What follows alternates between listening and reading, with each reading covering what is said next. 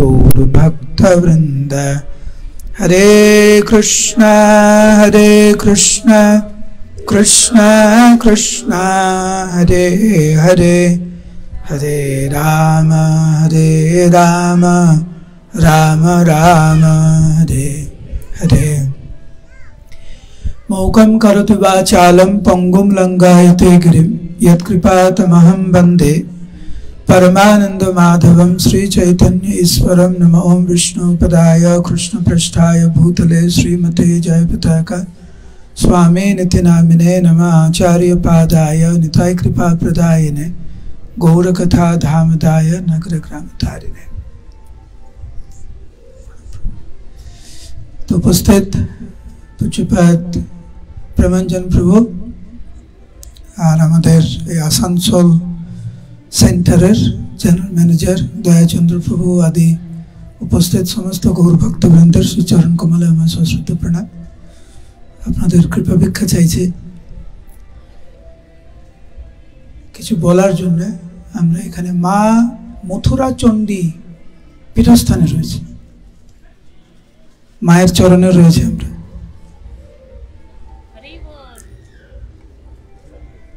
आमरा मा चंडीर भक्त, आमरा मा दुर्गार भक्त, आमरा महादेवेर भक्त। शास्त्र अनुयायी आमरा मायेर आराधना करी, महादेवेर आराधना करी, अशास्त्रीय भावे नय। ठीक जेरकम आमादेर एकटी विशेष रंग पछंद, आमादेर एक धरनेर परिवेश आमादेर पछंद। आमादेर सबाइके पछंद ना, किन्तु किछु किछु मानुषके आमादेर पछंद। केन पछंद? ओनादेर किछु स्वभाव रयेछे, सेई स्वभावगुलो देखे आमादेर भालो लागे। सबार कीर्तन भालो लागे, किछु किछु मानुषेर कीर्तन आमादेर भालो लागे। सब धरनेर संगीत किन्तु आमादेर पछंद ना। केउ राग संगीत पछंद करे, केउ रक एंड रोल पछंद करे, केउ बैंडेर गान बाजना पछंद करे, इत्यादि इत्यादि। सबार सब रकमेर खाबार पछंद। तुम्हार करला पछंद, पछंद तुम्हार करला पछंद, एर पछंद ना। एकजনের पछंद आरेकजনের पछंद ना। केन?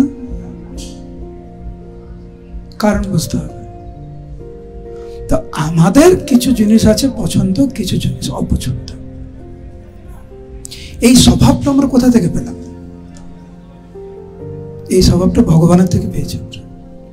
ভগবানের কিছু জিনিস পছন্দ, কিছু জিনিস পছন্দ নয়। অশ্রদ্ধ ধানা পুরুষা ধর্মসস্য পরন্তপ অপপ্রমাম নিবর্তন্তে মৃত্যু সংসার বর্তমানে। কেউ শ্রদ্ধা যুক্ত হয়ে ভগবানকে দর্শন করে, কেউ অশ্রদ্ধা যুক্ত হয়, ফল কিন্তু আলাদা। আজকের আমি গাড়িতে বলছিলাম দয়াচন্দ্র প্রভুকে, একটা লরির পিছনে লেখা আছে, देखो मगर प्रेम से। खूब ভালো লেগেছে আমার কথাটা। মানে আমার দিকে তাকাও, আমার দিকে দেখো, অসুবিধা নেই, কিন্তু প্রেম সে।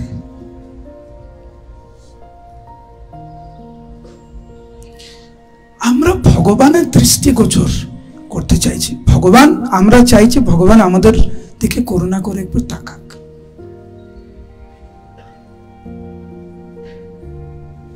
কি করলে ভগবান আমাদের দিকে তাকাবেন, প্রসন্ন হবেন, আমাদের দিকে দৃষ্টিপাত করবেন? এইটি কিন্তু মানব জীবনের উদ্দেশ্য, আর কিছু না। কেন ইসকনে এসেছি আমরা? কেন প্রভুপাদের সাথে সংস্পর্শে আসলাম? প্রভুপাদের সংস্পর্শে আসলাম কেন? একটা উদ্দেশ্য নিয়ে এসেছে না, ভক্ত হতে। ইসকনে এসেছি ভালো ভক্ত হতে, আর কিছু না। দিনের শেষে এটা ভগবানের দিকে তাকিয়ে বলতে পারবো যে প্রভু আজকে সারাদিন আমি যা যা করেছি এটাই প্রমাণিত করে যে আমি ভালো ভক্ত হতে চাই। বলতে পারবেন বুকে হাত দিয়ে? অন্য কোনো কারণে কিন্তু আমরা ইসকনের সাথে যুক্ত হইনি, প্রভুপাদের সাথে যুক্ত হইনি। আমরা একমাত্র উদ্দেশ্য ছিল ভালো ভক্ত হব। এই জন্ম মৃত্যু জরা ব্যাধির যে চক্রে আমরা রয়েছি সেটা নিত্যকালের জন্য সমাপ্ত করব, ভগবত ধামে ফিরে যাব, গুরুদেবের কথা মতো চলবো, প্রভুপাদের কথা মতো চলবো। এইটা নিয়েই কিন্তু আমরা ইসকনে এসেছি, না রাজনীতি করতে, না কোনো পদের জন্য, না অর্থনৈতিকভাবে উন্নতি সাধনের জন্য, না এই জড় জগতের কোনো কিছুর প্রতি আমাদের টান বাড়ুক এই জন্য কিন্তু আমরা ইসকনে আসিনি। এসেছিলাম ভালো ভক্ত হতে। প্রত্যেকটা দিন আমাদের এই প্রশ্ন করা উচিত দিনের শেষে ঘুমানোর আগে, যে আজকে আমরা যা যা করেছি আজকে সারা দিনে, এটা কি প্রমাণিত করে যে হে প্রভু আমি তোমাকে ছাড়ার কিছু চাই না? এইটা যদি না প্রমাণিত করে সাবধান হয়ে যাওয়া ভালো। আমরা ভুল পথে পরিচালিত হচ্ছে না তো? আমার জপ বইতে একটি বিষয় উল্লেখ করা আছে, অভ্যাস। মানুষ অভ্যাসের দাস, কিন্তু বিষয়টা হচ্ছে কোন অভ্যাসে আমরা অভ্যস্ত হচ্ছি, ভালো অভ্যাস না খারাপ অভ্যাস। সবাই আমরা অভ্যাসে অভ্যস্ত। আমি একটা উদাহরণ দিয়েছিলাম যে আমি তো গ্রামের ছেলে, গ্রাম থেকে মায়াপুর চলে আসলাম ছোট্টবেলায়। আমার গ্রামে পাস্তা চাউমিন জীবনে দেখি আমি নামই শুনিনি ছোটবেলায়। তো যখন গুরুকুলে আসলাম, সব বিদেশি ছাত্র, ওরা মাঝে মাঝে পাস্তা খায়। তো আমার কাছে মনে হতো এটা কেঁচো, কেঁচো বলেন, কেঁচো, হ্যাঁ কেঁচো। আমরা ভাবতাম যারা আমরা বাঙালি, কি খাচ্ছে বিদেশিরা, কেঁচো খাচ্ছে। কিন্তু ওদের সাথে থাকতে থাকতে অভ্যাস হতে হতে এখন আমার পাস্তা ভালোই লাগে। মানুষ অভ্যাসের দাস। কার সাথে মিশছেন সারাদিন, কার সাথে কথা বলছেন, কার সাথে মনের ভাব আপনি ভাগ করে নিচ্ছেন, তার ফলস্বরূপকে এটাই প্রমাণিত করে যে আমি ভালো ভক্ত হতে চাই, অন্য কিছু। আমরা এই যে কৃষ্ণের যে কথা, यत् करोसि यदस्नासि यत् जुहोसि ददासि यत् যত তপস্যাসি কুন্তেয়, তারপরে তৎকুরুষ্ম মতর্পণম। এটা কি ভগবানকে দেওয়ার যোগ্য? আমি যে কথা বলছি, কারোর সাথে কথা বলছি, এটা দিনের শেষে ভগবানকে অর্পণ করতে পারবো? আমার যে প্রচেষ্টা যে কোনো বিষয়ে, এটা ভগবানকে দেওয়ার মতো? এটা প্রমাণিত করে যে হে প্রভু আমি তোমাকে ছাড়া কিছু চাই না। আর এইটাই প্রমাণিত করে আশ্লিষ্যবা পাদরতম পেনুষ্টমাম অদর্শনম মর্মহতম করোতু বা যথা তথা বা বিদধাতু লম্পটো মাত্রানাস্তু সএব না পর। হে প্রভু তুমি আমাকে আলিঙ্গন করো তো তুমি আমাকে লাথি মারো, তুমি আমার প্রাণনাথ, মা রবি রাঘবি জয়িচ্ছা তোহারা। এটা প্রমাণ করে। আরেকটা জিনিস আমি মাঝে মাঝে ক্লাসে বলি, লরির পিছনে আমার দেখা অনেক কিছু শেখা যায় ওই লেখা দেখে দেখে। আমার তো খুব ভালো লাগে ওগুলো দেখে দেখে। ওখানে লেখা আছে মা দেখা দে নাহলে টাকা দে। দেখেছেন এটা? আচ্ছা আপনি বলুন এই কথাতে এটা প্রমাণ করে হে প্রভু আমি তোমাকে ছাড়া কিছু চাই না? না, যতক্ষণ পর্যন্ত আমি লাভবান হতে চাই, হয় তুমি আমাকে দর্শন দাও না টাকা দাও, যে কোনো একটা, আমি ফাঁকা হতে থাকতে চাই না। ভক্তদের মনোভাব কি? হে প্রভু তুমি আমাকে দেখা দাও আর না দাও, তুমি আমার থেকে সব কিছু ছিনিয়ে নাও বা তুমি আমাকে দাও, তুমি আমার প্রাণনাথ, আমি তোমাকে ছাড়া কিছু চিনি না। একজন ভক্ত যখন ওই স্তরে আসবে তখন সত্যিকারের ভগবত ভক্তি শুরু। এই দিনকার মন খুলে আমরা বলতে পারবো কপটতা করে না যে প্রভু সত্যিকারে আমি তোমাকে ছাড়া আমি কিছু চাই না। এবং সেই যে মনোভাবটি শুধু মুখের নয়, কার্যক্ষেত্রে আমাদের কার্যের মাধ্যমে, আমাদের কথা বলার মাধ্যমে এইটি প্রকাশ পাবে যে আমি তোমাকে ছাড়া কিছু চাই না। এখন আমরা ভক্তের কয়েকটি গুণ নিয়ে আলোচনা করব। যদি কোনোভাবে এই গুণগুলি আমাদের মধ্যে থাকে বা আমরা যদি চেষ্টা করি, ভগবান সেই ভক্তের প্রতি অত্যন্ত প্রসন্ন হন। ওই রকম ভক্তকে ছাড়া ভগবান কোথাও যেতে পারেন না। একটা হচ্ছে আপনি ভগবানকে চান, আর একটা হচ্ছে ভগবান আপনাকে চায়। কিরকম গুণ থাকলে ভগবান আপনাকে চাইবে? প্রভুপাদ এক জায়গায় বলেছেন, অনেকে মূর্খতা বশত ভগবান হতে চায়, কিন্তু তুমি কেন এমন ভক্ত হবে না যে ভগবান তোমাকে চাইবে? এইরকম ভক্ত হতে চাই আমরা। প্রভুপাদের বিখ্যাত কথা, don't try to see God but act in such a way that God wants to see you। ভগবানকে দেখার চেষ্টা করো না, কিন্তু এমন ভক্ত হও যে ভগবান তোমাকে দেখতে চাইবে। তার মধ্যে অন্যতম প্রধান গুণ হচ্ছে যেই ভক্তের নামে রুচি আছে। তুমি কি জব করছো? এখন ক্লাসের সময় জব করবে না তো? যেই ভক্তের নামে রুচি আছে, ভগবান তাকে ছেড়ে যায় না। একবার বৃন্দাবনে প্রভুপাদের শরীর খুব খারাপ ছিল, প্রভুপাদ শুয়েছিলেন, আর ওই সময় আমাদের প্রভুপাদের দুই গুরু ভাই, বন মহারাজ আর কৃষ্ণদাস বাবাজি মহারাজ, প্রভুপাদের গুরু ভাই, ওনারা এসেছেন প্রভুপাদের সাথে সাক্ষাৎ করতে। প্রভুপাদ দুজনকে দেখে খুব খুশি, আর প্রভুপাদ কৃষ্ণদাস বাবাজি মহারাজকে খুব পছন্দ করতেন, খুব ভালোবাসতেন, কারণ ওনার নামে রুচি ছিল। উনি যখন ঘুমাতেন ওনার মুখ থেকে হরিনাম শোনা যেত। এরকম ভক্ত ছিলেন কৃষ্ণদাস বাবাজি মহারাজ। আমরা ঘুমালে কি শব্দ আছে? নাক ডাকার শব্দ আছে। কৃষ্ণদাস বাবাজি মহারাজ যখন ঘুমাতেন, মুখ থেকে কৃষ্ণ নাম, হরে কৃষ্ণ মহামন্ত্র বেরোত। প্রভুপাদ ওনাকে খুব খুব খুব ভালোবাসতেন। অনেক লীলা আছে কৃষ্ণদাস বাবা, আমি যদি ক্লাস দিই কৃষ্ণদাস বাবাজি মহারাজের সম্পর্কে, প্রভুপাদের সাথে অনেক সময় লাগবে, এত ভালোবাসতেন।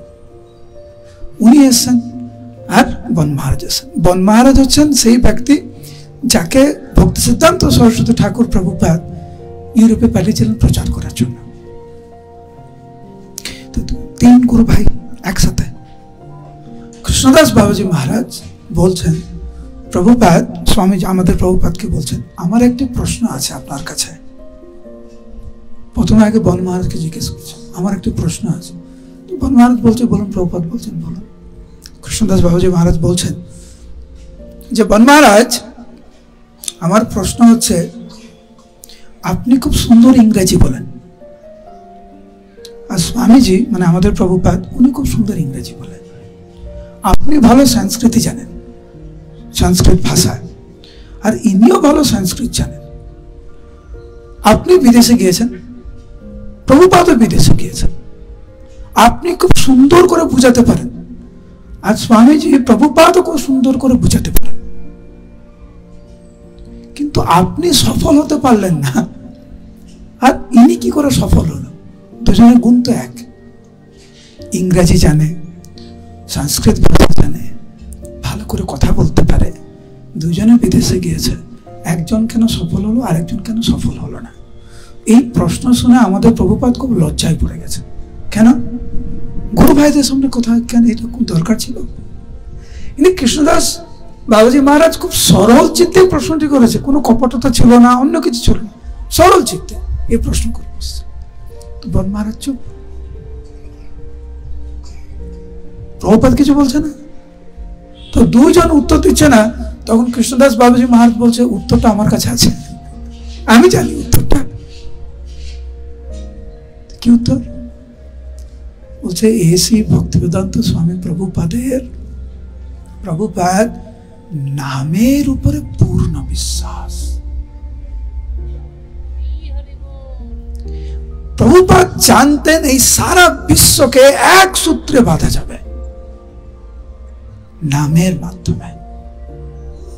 শিলা প্রভুপাদ নামের উপরে এত বিশ্বাস ছিল, না জনবল না ধনবল কিচ্ছু নেই, একা একা চলে গেলেন আমেরিকাতে, আর হচ্ছে নিউ ইয়র্ক শহরে টমকিন স্কোয়ার পার্কে একটি গাছের তলায় বসে করতাল বাজিয়ে হরে কৃষ্ণ মহামন্ত্রের কীর্তনের মাধ্যমে আজ সারা বিশ্বে হাজার হাজার সংখ্যায় মন্দিরের বেশি প্রতিষ্ঠিত হলো নামের প্রভাব।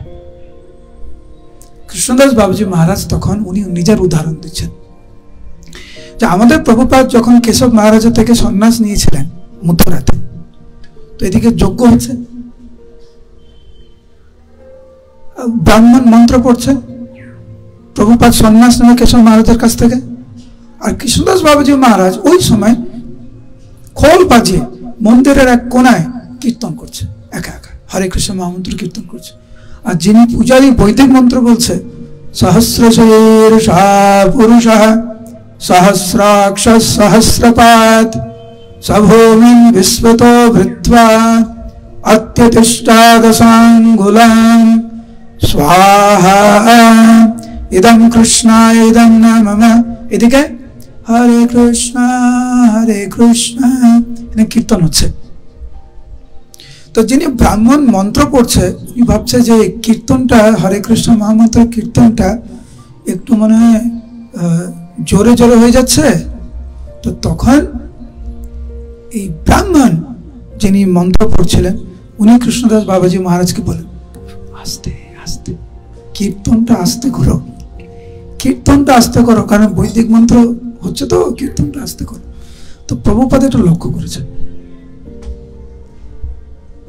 তো যখন বৈদিক মন্ত্র যিনি পড়ছিলেন ব্রাহ্মণ, উনি যখন একটু অন্যমনস্ক হয়েছে, প্রভুপাদ কৃষ্ণদাস বাবাজি মাঝে তাকিয়ে বলছে, কীর্তনটা জোরে করো, কীর্তন জোরে করো। কৃষ্ণদাস বাবাজি মহারাজ বলছেন, তখন আমি বুঝতে পেরেছিলাম যে এসি ভক্তিবেদান্ত স্বামী প্রভুপাদের নামের উপরে পূর্ণ বিশ্বাস। যার নামের উপরে পূর্ণ বিশ্বাস, নাম বিনা কিছু নাহি কো আর চৌদ্দ ভুবন মাঝে, কৃষ্ণ তাকে কখনো ছেড়ে চলে যায় না। আমরা যদি কৃষ্ণের দৃষ্টি আকর্ষণ করতে চাই, নামের উপরে আমাদের রুচি নিয়ে আসতে হবে কোনো না কোনো ভাবে। কিভাবে নামের রুচি নিয়ে আসবেন? আমি শ্লোকটা বলছি, আমার পরে সবাই শ্লোকটা বলবেন, ঠিক আছে? চৈতন্য চরিতামৃতের শ্লোক, কিভাবে নামের রুচি আসবে বলুন।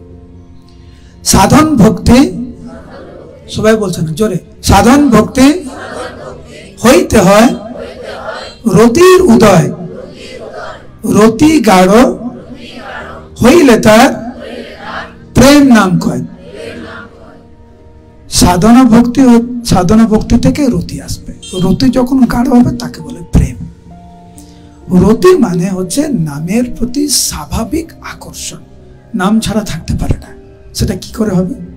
সাধন ভক্তি। সাধন ভক্তি মানে সোজা কোথায় বলছে, এই যে প্রভুপাদ বলেছেন কমপক্ষে 16 মালা জপ নির্দ্বিধায় প্রত্যেকটা দিন, আমাদের মন ভালো থাকুক বা মন খারাপ থাকুক, আজকে জপ করতে ইচ্ছা হচ্ছে বা জপ করতে ইচ্ছা হচ্ছে না, এটাকে বেশি পরোয়া না করে প্রত্যেকটা দিন নিয়মিত 16 মালা জপ করা। এর ফলে স্বাভাবিকভাবে কৃষ্ণদাস কবিরাজ গোস্বামী বলছেন নামের প্রতি স্বাভাবিক রুচি আসবে, এবং সেই রুচি যখন গাঢ় হবে, ঠিক যেরকম দুধকে যখন জাল দিলে যেরকম ক্ষীর হয়, এই রুচি যখন গাঢ় হবে তাকে বলে প্রেম। সোজা কথা। নামের রুচি কি করে আসবে? কি বললাম? নামের রুচি কি করে আসবে? প্রত্যেকটা দিন কমপক্ষে ভালো করে 16 মালা জপ করার মাধ্যমে। ক্লাস শুনতে শুনতে জপ না, রান্না করতে করতে জপ না, মোবাইলে কথা বলতে বলতে জপ না, টিভি পড়তে পড়তে টিভি দেখতে দেখতে জপ না, খবরের কাগজ পড়তে পড়তে জপ না। জপের সময় কি করতে হবে? জপের সময় বলুন, জপের সময় জপ, জপের সময় কেবল জপ বলবেন। জপের সময়, আরেকবার, জপের সময় আর কিছু না। সবাই মা দুর্গা হতে চায়। মা দুর্গা মানে আমার 10টা হাত, আমি 10টা কাজ করব। এটা জপ করার ভুল পদ্ধতি। জপের সময় কেবল জপ, শ্রবণ করছেন, শ্রবণের সময় কেবল শ্রবণ, এটা ভালো শ্রবণ। আমাদের ইসকনে একটা স্টাইল হয়ে গেছে। স্টাইল মানে বোঝেন? স্টাইল বাংলাতে স্টাইল কি বলবো? স্টাইল যেমন যেন প্রভু বলছে এইটা এখন বাংলাতে নিয়ে নেওয়া হয়েছে স্টাইলটা। এটা হচ্ছে আমাদের স্টাইল, ইসকনের স্টাইল। আমার হাতে দেখে থাকেন, হাতে জপমালা। কেমন আছেন? মঙ্গলারতি হচ্ছে আমি দেখছি যারা নতুন ভক্ত, যারা পুরনো ভক্ত এরকম করে, যারা নতুন নতুন হয়েছে, নতুন ভক্ত মানে 1 বছর 2 বছর 5 বছর, এদিকে সংসার দাবা কীর্তন করছে, সংসার দাবা হাতে পিঠে সংসার দাবা, কোনো জব নেই, কিছু নেই। এটা একটা স্টাইল, ত্যাগ করা দরকার। কলিকালে নাম রূপে কৃষ্ণ অবতার, কলি যুগের যুগ ধর্ম হচ্ছে নাম সংকীর্তন। সেইটা যখন আমরা করতে বসি বা কীর্তন করতে বসি বা জপ করতে বসি, কোনো না কোনো অজুহাতে জপ ছাড়া আর সবকিছু করবো না। আমাদের চিন্তাধারা এরকম, জব করতে তো 2 ঘন্টা মতো লাগে, তার সাথে সাথে যদি আমি আরো 5টা কাজ করে নিতে পারি তাহলে তো সময় বেঁচে গেল না। ভক্তি পথের সবচাইতে ভুল ধারণা হচ্ছে এইটি। যেহেতু 2 ঘন্টা যাচ্ছে নাম করতে, সেই জন্য আমরা কেন 4টে সবজি বানাতে পারবো না? কেন গল্পটাও, মনের কথাও খুলে বললাম ওর সাথে, ইন্ডিয়া পাকিস্তান ম্যাচও দেখা হয়ে গেল, সবার টেক্সট মেসেজের উত্তর দেওয়া হয়ে গেল, ইমেলও হয়ে গেল, সবকিছু হয়ে গেল। হ্যাঁ, সবকিছু হবে, কিন্তু আসল কাজটা হবে না। সেই জন্য আজকের আমরা একটা সিদ্ধান্ত নেই, একটা প্রতিজ্ঞাবদ্ধ হই। জপের সময়, আরেকবার জপের সময়, তার আগে আরেকটা শব্দ বলছেন, জপের সময় কেবল জপ, বাস। এইভাবে জপ করুন, ভগবান আপনাকে চাইবে। এইটি মহাপ্রভুর শিক্ষা। এনেছি ঔষধি মায়া, নাসি বারো লাগি, হরিনাম মহামন্ত্র লহ তুমি পাখি। এইটি পন্থা, আর কোনো পন্থা নেই। সেই জন্য আমরা আপ্রাণ চেষ্টা করব, যারা আমরা ভক্ত হতে চাইছি, যে কোনো না কোনো ভাবে যাতে নামে আমাদের রুচি আমাদের বাড়ে। মায়া খুব শক্তিশালী। রূপের প্রতি আমরা কত আকর্ষণ হয়ে যায়, বয়স বাড়তে থাকে, কিন্তু রূপের প্রতি যে টান আমাদের, এটি মাত্র একটি মায়ার রূপ। সেদিনকে ক্লাসে আমরা আলোচনা করছিলাম, যারা ভাবেন এই জগতের সৌন্দর্য কত সুন্দর, আমরা ভক্ত হয়েছি 10, কিন্তু রূপের প্রতি যে টান সেটাকে এড়াতে পারছে না। হাঁ করে তাকিয়ে থাকে, কত সুন্দর দেখতে রে বাবা।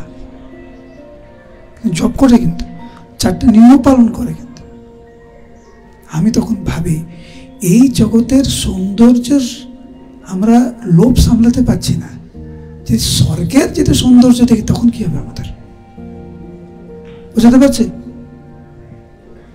এই জড় জগৎ, এই জগতের একটি সৌন্দর্যের একটি গুণগত মান আছে, তার থেকে স্বর্গের যে রূপের যে গুণগত মান সেটা কিন্তু অনেক উঁচুতে, তার থেকে ব্রহ্মলোকের যে সৌন্দর্য আরো বেশি। তো এখানকে সামলাতে পারছি না, ওখানে কি করে সম্ভব? কি করে সামলাবো? কেবল এই নামই সামলাতে পারবে আমাদেরকে। তো জ্বলন্ত দৃষ্টান্ত হচ্ছে হনুমান। মুখে রাম নাম, মায়াকে পূর্ণরূপে জয় করেছিলেন। আর জ্বলন্ত দৃষ্টান্ত হচ্ছে হরিদাস ঠাকুর। চৈতন্য চৈতন্যের শ্লোকগুলি শুনুন। তবে নারী কহে, এই যে নারী শব্দটি প্রয়োগ করেছেন কৃষ্ণদাস কবিরাজ গোস্বামী, এই নারী হচ্ছেন মায়া দেবী স্বয়ং। এরকম দুটোই কাহিনী আছে। একটি হরিদাস ঠাকুরের সাথে কাহিনী হচ্ছে আমাদের বেনাপোল বর্ডারে বাংলাদেশের থেকে ওইদিকে পাটবাড়ি, হরিদাস ঠাকুরের পাটবাড়ি, ওইখানে একজন বেশ্যা এসেছিল হরিদাস ঠাকুরকে বিপদগামী করতে। এটা কিন্তু ওই কাহিনী না, এটা হচ্ছে ফুলিয়াতে, শান্তিপুর ফুলিয়াতে এটা। তবে নারী কহে তারে করি নমস্কার, মানে মায়া দেবী, দুর্গা দেবী, মায়া দেবী স্বয়ং হরিদাস ঠাকুরকে প্রণাম করে বলছে, আমি মায়া করিতে আইলাও পরীক্ষা তোমার। হে হরিদাস, আমি মায়া দেবী স্বয়ং, আমি তোমাকে পরীক্ষা করার জন্য এসেছিলাম। ব্রহ্মাদি জীবের আমি সবারে মহিল, আমি ব্রহ্মাদি দেবতাদেরকে আমি মোহিত করতে পেরেছি, একলা তোমারে আমি মোহিতে নারিল, আমি তোমাকে তোমার সাথে পারলাম না। কেন? নামের আচার্য, নাম আচার্য। আমাদের মনে যদি বাসনা থাকে মায়াকে অতিক্রম করার, একটা তো রূপের লোভ, একটি খাওয়ার লোভ, একটি স্পর্শের লোভ, একটি দেখার লোভ, এই যে ইন্দ্রিয়গুলি তো আমাদেরকে পাগল করে ফেলছে। দিনে কবার খাই? কবার? 3 বার কি 6-7 বার বলে ফেললো। তবু জিহ্বা কোনোদিন আপনাকে বলেছে যে দেখো তুমি তো আমাকে অনেকদিন সেবা করলে, এখন 1 সপ্তাহ বিশ্রাম না? বলেছে না। সকালে খাবেন পেট ভরে, সকালবেলা খিদে পেয়ে গেছে, সকালে খাবেন। এই যে আমি সকালে প্রসাদ পেয়েছি, এখানে আসার আগে প্রচুর খিদে পেয়ে গেছে, কিছু খাই, অল্প ফল খেলাম, শান্তি নেই। কিন্তু ধ্রুব মহারাজকে দেখুন কিরকম জিহ্বাকে কিরকম নিয়ন্ত্রণ করেছে। কি করে পারলো ধ্রুব মহারাজ? কারণ নারদ মুনি ওনাকে কৃষ্ণ নাম দিয়েছে, ওম নমো ভগবতে বাসুদেবায়। ওই নামের শক্তিতে 5 বছরের বালক 1 মাস না জল না ফল না কোনো কিছু, এমনকি নিঃশ্বাস নেওয়া বন্ধ করে দিয়েছে। নামের শক্তি। এখানে মায়া দেবী, আমি তোমার কাছে হেরে গেলাম, কারণ তুমি নামের আশ্রয় গ্রহণ করেছো। প্রভুপাদ সারা বিশ্বে কৃষ্ণ ভাবনামৃত প্রচার করলেন, কার শক্তিতে? নামের শক্তিতে। আমাদের মধ্যে যত খারাপ গুণ থাকুক না কেন, নামের প্রতি যদি আমাদের টান থাকে আমরা সুরক্ষিত। আর অনেক ভালো গুণ, জপে মন নেই, কীর্তনে মন নেই, তাহলে কি হবে? কুলে তার কি করিবে নরকেতে মজে। কি করবে আপনার কুল? কি করবে আপনার সৌন্দর্য, আপনার প্রভাব, আপনার ঐশ্বর্য, আপনার পদ? সেই জন্য চৈতন্য ভাগবতে বর্ণনা, কুলে তার কি করিবে নরকেতে মজে। কুল কি করবে? নরকে যাবে। কিন্তু নামের প্রতি যদি রুচি থাকে সে সুরক্ষিত। সেই জন্য যেন তেন প্রকারেণ কোনো না কোনো ভাবে দেখবেন 16 মালা জপ যেন খুব ঐকান্তিকতার সহিত হয়। ঘুম ঘুম ভাব নেই, আলস্য নেই, কথা বলার স্বভাব নেই, একদম 16 মালা জপ যখন করতে বসবেন মন দিয়ে জপ করুন, কৃষ্ণ আপনাকে ছেড়ে যাবে না। কৃষ্ণকে বাঁধতে চান ভক্তির মাধ্যমে, নামই হচ্ছে সবকিছু। সেই জন্য প্রভুপাদ লিখেছেন চৈতন্য চরিতামৃতের তাৎপর্যে যে আমার যত উপদেশ তার মধ্যে সবচাইতে গুরুত্বপূর্ণ উপদেশ হচ্ছে ভক্তরা যেন ভালো করে 16 মালা জপ করে। প্রভুপাদ তাৎপর্য লিখে গেছেন চৈতন্য চরিতামৃতে, আমার যত উপদেশ, গুরুদেবের যত উপদেশ, সবচাইতে গুরুত্বপূর্ণ উপদেশ হচ্ছে কমপক্ষে 16 মালা জপ। আর আমাদের অবস্থা দেখবেন ওই 16 মালা জপ করতেই অনীহা, তাই না? অন্য সময় ঘুম পায় না। আমি সবসময় ক্লাসে বলি যে দেখবেন আমাদের যখন জপ করি আনন্দটা কখন আসে? শেষের দিকে আসে। কেন আনন্দ? ওই আনন্দ না, এই যে আমাদের দায়িত্বটা আজকের মধ্যে শেষ হচ্ছে সেই জন্য আসছে। যখন 1 মালা জপ করতে আরো 15 মালা, যেই 12 মালা শেষ তখন একটু আনন্দ অনুভূতি হয়, আরে আর মাত্র 4 মালা। আর যেই 16 মালা জপ শেষ, প্রভুপাদ, আমি কাহিনীটা বলেছিলাম আগে, প্রভুপাদ একবার জপ করছিলেন ওনার টেবিলে বসে, 16 মালা জপ শেষ হয়ে গেছে। উনি আমাদের যে কি অবস্থা সেটা উনি মানে ভঙ্গিমার মাধ্যমে দেখাচ্ছে। প্রভুপাদ জপ করছিলেন, 16 মালা জপ শেষ, এইবারে উনি হাতটা এরকম করে বের করলেন, বের করে বিট ব্যাগটা এরকম করে রাখলেন, এরকম করে তুললেন, তুলে একদম টেবিলে এরকম করে ফেলে দিয়েছে। ফেলে দিয়ে বলছে, আমার এখন 16 মালা জপ শেষ, আমি এখন যা খুশি আমি করতে পারি। মানে আমাদের যেরকম মন আর কি। প্রভুপাদ আমাদেরকে নাটক করে দেখাচ্ছে। ইংরেজিতে বলছে, now I can do any damn thing I want. এরকম শব্দ প্রভুপাদ ব্যবহার করেছে, মানে আমি যা খুশি করতে পারি। কেন? কর্তব্য শেষ। তো আমাদের যে কি দুর্দশা প্রভুপাদ দেখাচ্ছে। হারমোনিয়াম চলে এসে, আমি কি শেষ করবো না? একটা তো শুনবেন। তো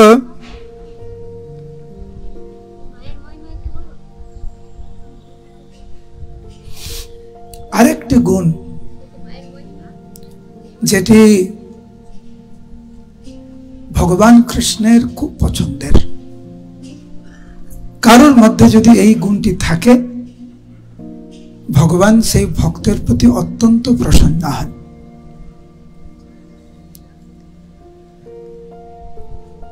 সেটা হচ্ছে কৃতজ্ঞতা। যেই ভক্তের হৃদয়ে কৃতজ্ঞতার মনোভাব নেই, সে ভক্তি জীবনে কখনো এগোতে পারবে না। সেই জন্য দেখবেন প্রভুপাদ আমাদেরকে শিখিয়ে গেছেন। প্রভুপাদ কতবার ক্রন্দন করেছেন, বারবার উনি এই ইস্কন স্থাপনের পিছনে যার সবচাইতে বড় দান প্রভুপাদই করে গেছেন, কিন্তু উনি এক বিন্দু কৃতিত্ব নেননি। উনি সব গুরুদেবের চরণে এবং ভক্তদেরকে উনি দিয়ে গেছেন। প্রভুপাদ তো মায়াপুরে ক্রন্দন করতে করতে বললেন, তোমরা সবাই আমার গুরুদেবের প্রতিনিধি, আমার গুরুদেব তোমাদেরকে পাঠিয়েছেন। কলকাতায় গোবিন্দ দেব এমজি রোডে রাত্রিবেলা যখন প্রভুপাদ প্রথম কলকাতায় ফিরলেন, আর ওই গোবিন্দ মন্দিরের কয়েকজন পূজারী গিয়ে প্রভুপাদকে বললেন, পূজারী না মানে যারা দেখাশোনা করেন, প্রভুপাদ আপনি এসেছেন, একটু গোবিন্দদেবকে দর্শন করে যান। প্রভুপাদের যিনি সেক্রেটারি বললেন, প্রভুপাদ এখন তো অনেক রাত হয়ে গেছে, আপনি কালকে যাবেন। প্রভুপাদ বললেন, না আমি এক্ষুনি যাব। সেই রাতেই গেলেন গোবিন্দদেবের সামনে। অনেকক্ষণ ধরে গোবিন্দদেবকে দর্শন করার পরে পিছনে দেখছি অনেক ভক্ত। প্রভুপাদ সমস্ত বিদেশি ভক্তদেরকে বললেন, আমি জীবনে যা কিছু করতে পেরেছি এই গোবিন্দদেবের জন্য, সমস্ত কৃতিত্ব উনারই। যখন প্রভুপাদকে একজন জিজ্ঞাসা করলেন, স্বামীজি এটা আমেরিকা যাওয়ার আগে, স্বামীজি আমি শুনলাম আপনি নাকি আমেরিকায় যাচ্ছেন। প্রভুপাদ বললেন, না না আমি আমেরিকায় যাচ্ছি, শ্রীমদ ভাগবত আমি আমেরিকায় যাচ্ছি, আমি ভাগবতের সেবক রূপে আমি আমেরিকায় যাচ্ছি। এটা হচ্ছে প্রভুপাদের মনোভাব।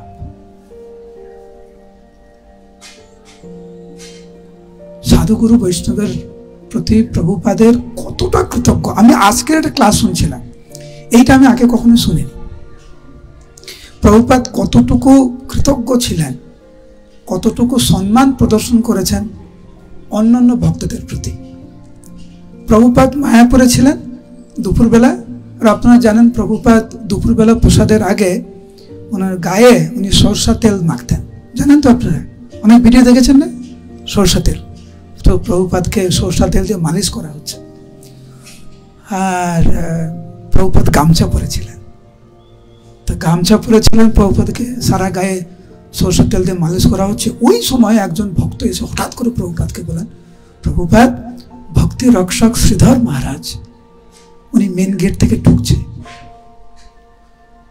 প্রভুপাদ ভক্তি রক্ষক শ্রীধর মহারাজকে খুব সম্মান করতেন। উনি ওনার মন্দিরেও গিয়েছেন নবদ্বীপে, দেখবেন ওখানে আমাদের পরমারাধ্য গুরুদেব সে সময় জয়প্রতাপ গোস্বামী গুরু মহারাজের ছবি আছে। প্রভুপাদ, শ্রীধর মহারাজ, আমাদের গুরুদেব সবাই ওখানে আছে। তো প্রভুপাদ যেই মুহূর্তে শুনলেন যে ভক্তি রক্ষক শ্রীধর মহারাজ ওনার জ্যেষ্ঠ গুরুভ্রাতা মেন গেট থেকে ঢুকছেন, প্রভুপাদ কিন্তু ওই গামছা পরে চলে এসে খালি গায়ে, মানে উনি থামতে পারছে না। তো ভক্তরা অবাক হয়ে গেছে যে উনার গুরুভ্রাতাদের প্রতি কতটা সম্মান করছিল। এবং কিভাবে প্রভুপাদ ওনার শিষ্যদেরকে, সাধারণ ব্যক্তিদেরকে কতটা সম্মান দিয়েছেন। একবার প্রভুপাদ তো ঘরে বসছিলেন, একটি পোকা ওনার সামনে বসে আছে। এই লীলাটি আমার পরমারাধ্য গুরুদেব সুস্বামী জয়প্রকাশ স্বামী গুরু মহারাজ বলেন যে প্রভুপাদ অনেকক্ষণ ধরে পোকার দিকে তাকিয়ে আছে, দেখছি নড়ছে না। তারপরে প্রভুপাদ ওনার সেবককে বলেন, আমার মনে হয় এই পোকাটা না খুব দুর্বল হয়ে গেছে অনেকক্ষণ না খেয়ে, তুমি পোকাটা নিয়ে একটি গাছের ডালে দিয়ে দাও, অসুস্থ হয়ে যাবে। তো গোবিন্দ দাসী প্রভুপাদের একজন প্রবীণ শিষ্যা। তো কিছু কিছু পোকা আছে, যেমন হচ্ছে পোকা না, কীট পতঙ্গ থাকে না, প্রজাপতি দেখতে কিউট না দেখতে বাজে? হ্যাঁ, কিউট। আসলে উদাহরণ দিয়ে দিলাম। তো প্রজাপতি দেখতে ভালো, আরশোলা না। প্রজাপতি যদি আপনার ঘরে ঘোরাঘুরি করে কোনো প্রবলেম নেই, আরশোলা ঘুমাতে পারবে? চিৎকার চেঁচামেচি শুরু হয়ে যাবে, মনে হচ্ছে বাঘ ঢুকে গেছে। তো কিছু কিছু পোকা আছে কিরকম দেখতে। তো গোবিন্দ দাসী ওই রকম একটি পোকা দেখেছে যাকে দেখতে ভালো না, মুখটা এমন কিরকম করেছে দেখে আর কি। তো প্রভুপাদ ওটা লক্ষ্য করেছে যে গোবিন্দ দাসী মাতাজি ওই পোকাটাকে দেখে মানে একটু বিতৃষ্ণার মনোভাব ওরকম করেছে। প্রভুপাদ খুব সদয় হয়ে বললেন গোবিন্দ দাসী মাতাজিকে, এরকম করছো কেন? ও জীব, ওর জন্য হরে কৃষ্ণ মহামন্ত্র বলো। প্রভুপাদ বললেন, গোবিন্দ দাসী মাতাজি বলছেন এখনো পর্যন্ত উনি যদি দেখে যে কোনো কীট পতঙ্গ বা কিছু যদি দেখে যে দেখতে ভালো না, প্রভুপাদের কথা মনে আছে ওই ওর কাছে গিয়ে হরে কৃষ্ণ মহামন্ত্রই বলে। এটা হচ্ছে প্রভুপাদের মনোভাব। আমি ভাবছি কি, যদি কীট পতঙ্গের প্রতি এতটা কৃতজ্ঞতা মনোভাব থাকে, এতটা কৃপালু থাকে, এতটা ভালো ব্যবহার হয়, ভক্তদের সাথে আমাদের কেমন ব্যবহার হওয়া উচিত, তাই না?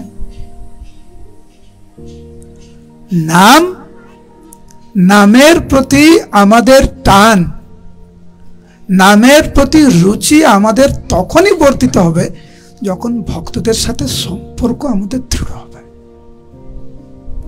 এই ভাবনাটি পুরো মাথা থেকে বের করে দেন যে আমি এর সাথে ঝগড়া করব, ওর সাথে ঝগড়া করবো, এর সাথে ঝগড়া করবো, ওর সাথে কথা বলবো না, এর পাশে বসে প্রসাদ পাবো না, এ যদি ওই গাড়িতে বসে আমি কিন্তু যাব না, কিন্তু শুদ্ধ হরিনাম করব।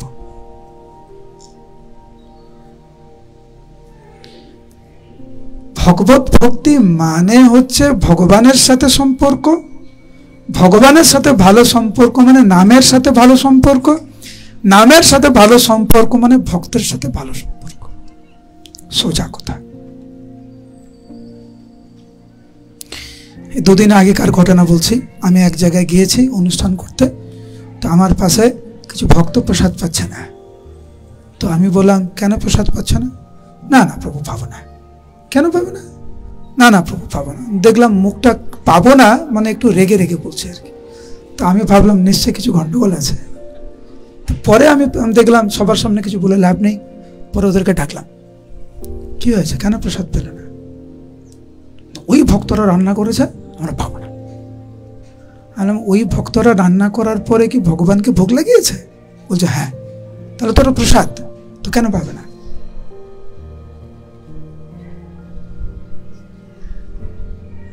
ভক্তদের সাথে সম্পর্ক খারাপ করে ভক্তি জীবনে কখনো এগোনো যায় না। সোজা কথা। ভালো ভক্ত হতে চান, ভালো করে হরিনাম করুন। ভালো ভক্ত হতে চান, ভক্তদের সাথে সম্পর্ক ভালো করুন। বাকিটা সব আপনা আপনি হবে। বলুন হরে কৃষ্ণ। এখানে কেউ আছেন নাকি কারোর সাথে কথা বলেন না? না না, ওর সাথে কথা বলবো না আমি। এরকম যদি থাকে, সময় নিয়ে সম্পর্কটা ঠিক রাখুন। ইংরেজিতে একটা শব্দ ব্যবহার করা হয়, রেসপেক্টফুল ডিস্টেন্স, মানে সম্মানজনক দূরত্ব। ধরো তোমাকে ধরুন অর্জুন দাস, উদাহরণ দিচ্ছি। ধরুন অর্জুন দাসের সাথে আমার সম্পর্ক ভালো না, দরকার নেই তো ওরকম করার। আমি ওনাকে সম্মান রেখে আমি একটু দূরত্ব বজায় রাখতে পারি, কিন্তু ওনাকে কখনো ওনার সম্বন্ধে কটু কথা, ওনার সম্বন্ধে বাজে কিছু বলা এরকম না। কিন্তু আমি জানি ওনার সামনে গেলে আমাদের ঝগড়া হবে, দরকার নেই। সম্মানজনক দূরত্ব বজায় রাখা ঠিক আছে, কিন্তু ভক্তদের সাথে সম্পর্ক খারাপ করে ভক্তি জীবনটা নষ্ট করার কোনো দরকার নেই।